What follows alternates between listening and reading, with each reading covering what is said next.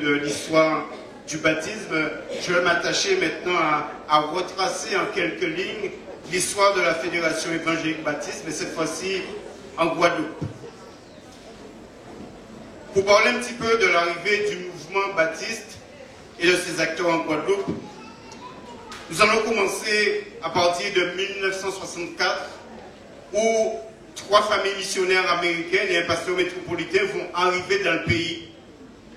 Et ces missionnaires ont pour nom William Ken et sa famille, Wendell Page et sa famille, Robert Tim et sa famille, et aussi la présence d'un pasteur français du nom de Ferdinand Mercadal. C'est au début de cette même période que l'église de Pointe-à-Pitre a vu le jour en 1964. Les locaux situés au 33 rue Faubourg Alexandre Isaac ont été achetés dans l'année 1967. Et aujourd'hui encore, ces locaux existent à Pointe-à-Pitre. Le pasteur Wendell Page écrit ceci à la fin de l'année 1969, je cite: « L'église de Pointe-à-Pitre a envoyé des ouvriers à tous les postes baptistes. Souvent, les postes semblaient être plus importants que l'église mère. Mais nous reconnaissons que si la base de Pointe-à-Pitre n'était pas là, les postes ne seraient pas en existence. » Fin de citation. En 1967, un poste d'évangélisation a commencé à Bémaro avec le pasteur missionnaire Wendell Page, accompagné de quelques frères et sœurs de l'église de Pointe-à-Pitre. Pour citer que ces noms-là, on veut penser à Martyr, à Persichia et à Cancer. Avec l'arrivée d'autres missionnaires et pasteurs en 1968 et 1969, l'œuvre de Bémaro s'est solidifiée et un poste d'évangélisation a vu le jour au réserve. On peut dire avec ceci que les églises de Pointe-à-Pitre, de Bémaro et du Rézé ont été les prémices de la Fédération baptiste en Guadeloupe. La première réunion de baptême, vous vous imaginez, a eu lieu en 1967 avec 3 baptisés. Il faut croire que beaucoup d'entre nous ici aujourd'hui n'étaient pas encore nés. En 1970, les 3 familles américaines ainsi que le pasteur venu de la métropole que j'ai cité un peu plus haut vont repartir dans leur pays respectif pour laisser la place au missionnaire américain Wayne Frederick avec sa famille. Cette famille est restée 18 ans en Guadeloupe. Le missionnaire Wayne Frederick a joué un rôle déterminant au sein de l'église de Pointe-à-Pitre. 2 jeunes hommes, membres de l'église de Pointe-à-Pitre, vont répondre à l'appel du ministère pastoral. Et notamment pour beaucoup d'entre nous qui le connaissent, l'un d'entre eux se nomme Renaud Dumont. Il sera plus tard le pasteur assistant de cette même église et ensuite deviendra le pasteur principal de l'église de Bémaro. C'est aussi en 1971 que l'église de Bémaro a commencé l'œuvre de Port-Louis. En 1973, l'équipe est de nouveau étoffée par l'arrivée du missionnaire Alvin Gary et de sa famille, dont le pasteur Monovi nous a tracé quelques mots de salutation de leur part. Entre 1974 et 1985, nous allons voir arriver en Guadeloupe 6 autres missionnaires américains avec leurs familles, notamment Odell Daniel, James Bank, Pope William, Kate Lancaster et Murray David. C'est dans cette même période que l'œuvre de Port-Louis va se constituer en église. Dans la même foulée, les œuvres de Temple Miracle, de Mornalo, du Moule et de Margaillard prenaient leur naissance alors que l'église du Rézé, fondée par les premiers missionnaires, fermait ses portes. L'église pionnière de Bémaro, quant à elle, commençait à regarder vers la section de Calvaire, Bémaro, dans le but d'implanter un poste d'évangélisation. Par ailleurs, les membres de l'église de Mornalo devenaient membres de l'église du Moule pour des raisons pratiques. C'est en 1974 que les églises évangéliques baptistes de la Guadeloupe va être fondée. Et l'année suivante, et plus précisément le 17 mai 1975, elle va être constituée en fédération. La constitution donc a été votée en assemblée générale à l'église du Rézé, encore active à cette époque-là. 4 églises ont travaillé activement à la fondation de cette fédération. Il s'agit des églises de Bémaro, des églises de Pointe-à-Pitre, des églises du Rézé et de l'église de Port-Louis, avec le soutien des missionnaires venus des États-Unis. Le parcours de notre fédération n'a toutefois pas toujours été un long fleuve tranquille. Il faut le dire aussi, frères et sœurs. Nous voyons comment, même dans les Écritures, Dieu n'a pas caché les effets négatifs, parce que nous avons aussi des leçons à tirer de ces époques-là. En 1982, après une période de trouble, la fédération a pris la décision d'être inactive pendant un certain temps. Le pasteur Gary, président de la mission baptiste, a établi un comité de 7 qui travaillait pour le développement de l'œuvre baptiste en Guadeloupe. Ainsi, la mission a partagé avec ce comité 2 objectifs principaux. Le premier, il s'agissait d'établir 9 églises à la fin de 1988. Et deuxième objectif, il fallait avoir 2 pasteurs avant la fin de l'année 1990, travaillant à plein temps dans les églises. Les pasteurs et dirigeants de cette époque, pour les citer, étaient Bruno Thomas, Jean Saint-Jean, le pasteur Raymond Johnson, le pasteur John Michael, le pasteur Georges Frédéric, Roland Garlas, Alain Isus et aussi Édouard Chalus. Les ont rejoints par la suite d'autres personnes que je veux citer: Eddie Nisus, Lambert Saint-Luce, Pierre Thomas, Dominique Dick, Chérimon Sius, Denis Varro, Josie Arnob et Nestor Blémont. Nous avons besoin de nous rappeler, frères et sœurs, qu'il y avait, en plus de cette grande équipe des missionnaires tels que Robert Chian et David Brazaï, qui ont passé 2 ans en Guadeloupe. C'est des noms peut-être qui ne nous disent rien pour certains, mais les plus anciens parmi nous ont eu l'occasion de faire connaissance de ces hommes de Dieu qui sont passés chez nous. Au début des années 80, l'église baptiste de Temple-Miracle comptait 4 lieux de culte. Un lieu à la cour Charnot, aux Abîmes, un autre lieu au Gosier, un autre lieu à Capester et un autre à Basse-Terre. 3 nouvelles œuvres pionnières ont aussi vu le jour à cette même période. Au Gosier avec le pasteur Odel, à Cocoyer avec le pasteur Wayne Frédéric et aussi à Pointe-à-Pitre, et à Calvaire-Bémaro avec le pasteur Thomas. Les œuvres du Gosier de Cocoyer ne sont malheureusement pas devenues des églises à cette époque-là. La fédération a repris sa tâche de diriger l'œuvre baptiste en Guadeloupe en 1985 avec le pasteur Bruno Thomas comme président. Rappelons-nous tout à l'heure là que j'ai dit, à un moment donné, il y a eu comme une mise en veille qui a duré un certain temps, mais les choses vont redémarrer en 1985. Et de 1988 à 1996, la vision de la fédération est particulièrement tournée vers les jeunes.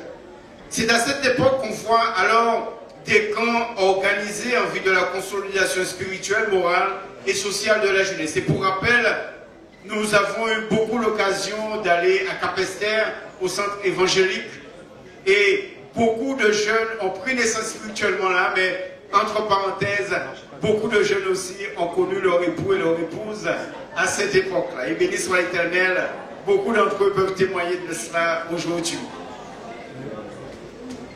La fédération a repris donc sa tâche et en 1996, elle est devenue membre de la CBF, Caribbean Baptist Fellowship, ou le rassemblement des églises baptistes de la Caraïbe.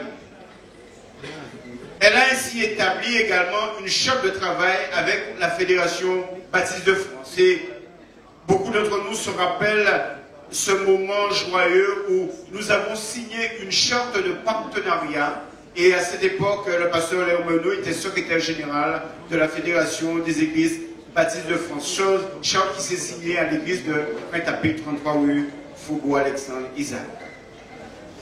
En l'an 2000, la fédération comptait déjà une dizaine d'églises qui cotisaient en son sein et en 2001, elle faisait l'acquisition d'une maison d'habitation située à Prendor aux Abîmes qui deviendra plus tard le siège de l'association. Nous allons voir petit à petit d'autres églises se fonder, notamment dans le Nord Grande-Terre en 2002, Vieux-Bourg, Mornalobourg. En 2011, nous allons voir celle des membres de la Petit Canal. En 2012, aux antipodes de la Grande-Terre, l'église de Basse-Terre, dernière née de la fédération et qui va venir agrandir cette famille des évangéliques baptistes en Guadeloupe. Aujourd'hui, la fédération compte 14 lieux de culte, représentant un total de 1000 membres inscrits et des centaines de sympathisants. Nous avançons dans les années et nous nous trouvons en 2005, lors du 30e anniversaire de la Fédération des Églises évangéliques baptistes de la Guadeloupe qui s'est tenu à Capesterre. Et à cette occasion, la MIB, la Mission intérieure baptiste, qui est une organe donc de la Fédération baptiste dédiée à l'évangélisation et à la formation des disciples, est relancée à ce moment-là, avec pour responsable le pasteur Raymond Johnson, entouré d'un comité. La mission intérieure baptiste est à ce jour dirigée par le pasteur Étienne. Une année plus tard, en 2006, la fédération va faire l'acquisition de terrain dans le but de construire un centre de convention. Mais malheureusement, ce terrain qui à l'époque est classé en zone agricole sera revendu en 2009 parce que les promesses qui ont été faites qu'il serait déclassé ne l'a pas été en réalité. Et on comprend bien, frères et sœurs, qu'avoir un terrain classé en zone agricole et nous ne pouvons pas construire dessus, il valait mieux pour nous le vendre et peut-être plus tard trouver un terrain constructible. Mais entre cette période et ce qui va suivre, un événement majeur s'est produit au sein de la fédération. Les pasteurs des églises baptistes de la Guadeloupe, d'un commun accord, ont eu une retraite spirituelle dans la ville de Saint-François et à cette occasion de cette retraite, ils ont eu une vision qui était simple, mais qui avait une portée nouvelle et quelque chose de nouveau pour nous au sein des églises de la fédération. C'est qu'à cette époque-là, des églises baptistes n'avaient pas de pasteur à plein temps. Et il fallait que ces églises puissent continuer à exister. Et la vision était la suivante, c'est que des hommes au sein de cette église qui étaient reconnus par leur communauté allaient être installés comme des anciens dirigeants et assurer ainsi la direction de ces églises jusqu'à ce qu'elles aient en leur sein un pasteur à temps plein. Et nous voulons vraiment bénir le Seigneur pour cette avancée parce qu'à partir de ce moment-là, nous le voyons assez souvent. Nous prions même pour que ça se produise chaque année, qu'il y ait encore d'autres anciens qui assistent les pasteurs dans leur tâche. Entre 2007 et 2009, notre grande famille baptiste va persévérer, quoiqu'elle rencontre de nombreuses turbulences et des crises internes. On nous a dit, au travers de l'intervention de nos invités, 40 ans c'est un cycle de maturité, mais 40 ans c'est aussi le rappel de situations difficiles, mais on devient plus fort lorsqu'on est éprouvé, n'est-ce pas? En 2010, donc, lors d'un congrès à l'hôtel de l'Eurotabas à Sainte-Anne, quelques réformes vont être présentées. Je veux en citer quelques-uns. Premièrement, le fonctionnement en 3 circonscriptions dorénavant avec des coordinateurs à la tête de commissions. Deuxièmement, à cette occasion, nous avons aussi mis en place 3 objectifs qui vont être retenus lors de ces différents ateliers de travail. Premièrement, maintenir l'ensemble des églises dans la communion fraternelle. Et frères et sœurs, notre présence ici ce matin symbolise cette idée forte de communion fraternelle entre églises, mais aussi entre membres de différentes communautés. Deuxièmement, la croissance spirituelle pour répondre à l'appel du Seigneur à gagner les âmes perdues. Troisièmement, former et équiper les membres pour plus de profondeur dans le ministère. Cette rencontre fédérale auront donc lieu dans le courant de chaque année. Premièrement, la rencontre fédérale du deuxième dimanche du mois de janvier, que nous avons année après année. Deuxièmement, la rencontre fédérale des jeunes le mardi gras. Troisièmement, la rencontre fédérale des enfants et des adolescents au mois d'avril. Quatrièmement, la rencontre fédérale du vendredi saint, où nous commémorons la mort du Seigneur Jésus-Christ. Ensuite, la rencontre fédérale des femmes le 1er mai. Sixièmement, la session de baptême fédérale le 27 mai de chaque année. Et pour terminer, la rencontre fédérale des hommes au mois de novembre. On peut dire que les années se suivent, les choses ne sont pas toujours identiques, mais la Fédération Baptiste continue son œuvre et en 2013, nous avons eu la joie d'assister à l'ordination de nouveaux pasteurs au sein de la Fédération.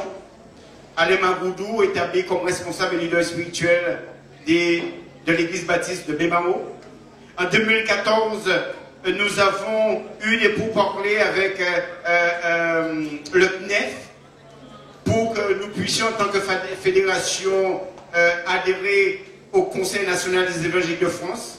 Et à ce jour, les négociations sont toujours en cours. Le président Mondovi signalait tout à l'heure là que normalement, courant 2016, les choses devaient être définitivement actées. 2015, 40 ans au service de Dieu et des hommes. Les églises mères de Bémaro, de Pointe-à-Pitre, de Port-Louis sont toujours là et bien là. Bien debout, malgré les tempêtes difficiles traversées.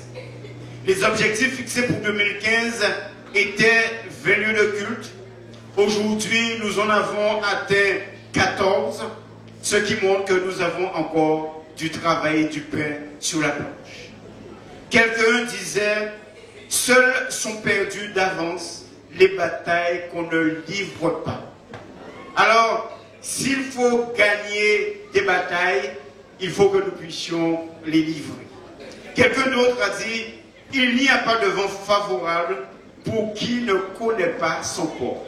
Mais béni soit l'Éternel, nous pouvons dire ce matin que la Fédération Baptiste connaît son port et son ancre. Alors, frères et sœurs, ouvrons les voiles et laissons le vent de l'Esprit nous porter. Nous avons atteint quelque chose, bien-aimés, au bout de ces 40 années. Parce que nous avons visé quelque chose. Continuons à œuvrer pour l'avancement du règne de Dieu ici-bas. Élargissons nos tentes et renforçons nos puits. Nous voulons dire aussi qu'en ce 40e anniversaire de la Fédération des Églises évangéliques baptistes de la Guadeloupe, a été accueilli dans cette grande famille un nouveau pasteur récemment, en septembre dernier. C'est le pasteur Harry Montrésor qui a rejoint nos rangs, établi comme responsable et leader spirituel à l'église baptiste de Grand Camp, la Rédemption. Je voulais aussi rappeler les différents lieux de culte de la Fédération Baptiste par ordre d'adhésion. L'église baptiste de Pointe-à-Pitre, 1975. L'église baptiste de Bémaro, 1975. L'église baptiste de Port-Louis, 1975. L'église baptiste de Tempe-Miracourt-Charnot, 1979. L'église baptiste de Grand Camp, la Rédemption, 1983. L'église baptiste du Moule, 1984. L'église baptiste de Tempe-Mirac-Gosier, 1985. L'église baptiste de Tempe-Mirac-Capester, la même année, 1985. L'église baptiste de Morne-à-Laubourg, 2002. Celle de Vieux-Bourg-Mornalo, 2002 aussi. L'église baptiste Source-de-Vie à Chauvel, 2009. L'église baptiste des Mangles, Petit Canal, 2011. Et l'église baptiste de Basse-Terre, 2012. Et je ne pourrais pas terminer sans rappeler les présidents qui, année après année, ont eu la charge de diriger la fédération. En 1975, nous avons eu comme premier président Bertin André. En 1978, l'association n'a pas fonctionné. En 1981, deuxième président, le pasteur Moulin. De 1925 à 1987, nous avons eu comme troisième président le pasteur Bruno Thomas. De 1987 à 1989, quatrième président, le pasteur Raymond Johnson. De 1989 à 1994, donc comprenons bien qu'il y a eu 2 mandatures du pasteur Lomino Guy. Il a été le 5e